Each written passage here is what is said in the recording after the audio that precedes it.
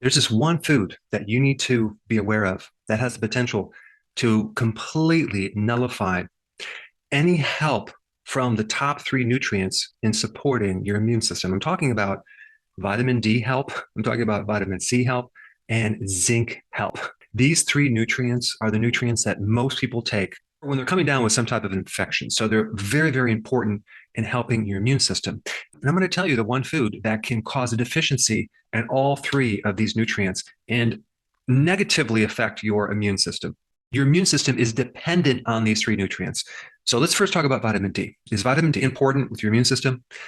Yes, it's involved with every single part of your immune system, your T cells, your B cells, your phagocytes, the neutrophils. Every single part of your immune system has vitamin D receptors. And when someone has an inflammatory condition called the cytokine storm, vitamin D is essential in keeping that inflammation regulated. So vitamin D helps modulate or regulate the immune system. Vitamin D also minimizes the collateral damage from pathogens, especially viruses. So without vitamin D, you have a much longer infection and you have a lot of other complications. All right, the next one is vitamin C, right?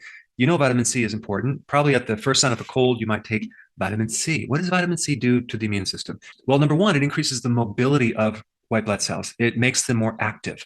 And without vitamin C, they're very sluggish.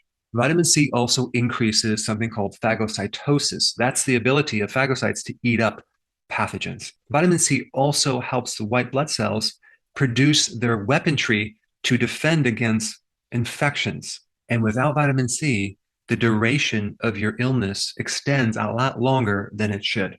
Even if you took the amount of vitamin C in your blood and compared it to the vitamin C in the white blood cell, the vitamin C in the white blood cell is 100 times more than in the blood. Why? Because your immune system is dependent on vitamin C. All right, now what about the trace mineral zinc? Is that important?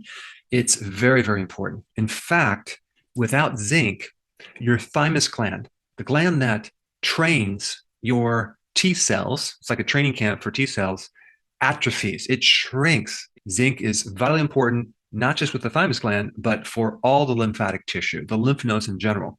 Without zinc, you're not going to have the quantity of white blood cells. And without zinc, the duration of infection goes on and on and on. When people suffer from a lot of symptoms from interaction with a virus, for example, and they have all these complications, it's really the immune reaction towards the pathogen that's creating the damage more than the pathogen itself. And it's these three nutrients that minimize the collateral damage. So if you want to go through an infection with minimal symptoms, these three nutrients are crucial. All right, so what is the food that we need to avoid? If you guessed sugar, you are correct. Now, let's just take first vitamin C. The chemistry of vitamin C is very, very similar to sugar, okay? If you're consuming sugar and vitamin C at the same time, the body will always take on the sugar before vitamin C, leaving you high and dry or deficient of vitamin C. Diabetics that have this sustained blood sugar nearly always have a vitamin C deficiency. And when you're deficient in vitamin C, another symptom you might get is bleeding gums, fatigue, collagen problems, but mainly it's going to be a weakened immune system. All right, what about vitamin D? Well, when you're consuming sugar, the absorption of vitamin D goes way down. Sugar also impairs the activation of vitamin D. So if you go from inactive vitamin D to active vitamin D, you need help from your kidney. But sugar gets in the way of that. Sugar interferes with that activation of vitamin D. And the third thing that sugar does to vitamin D is it stops the synthesis or production of vitamin D. You can't really produce vitamin D if there's too much sugar in the body. This is why diabetics are nearly always low in vitamin D. And if you consume a lot of sugar, that turns into liver fat, and that also can inhibit the activation and absorption of vitamin D from another angle. All right, now let's talk about zinc. Sugar causes excessive amount of zinc to be excreted from your kidneys, and that's called hyperzincuria, too much zinc in the urine. That comes from too much sugar.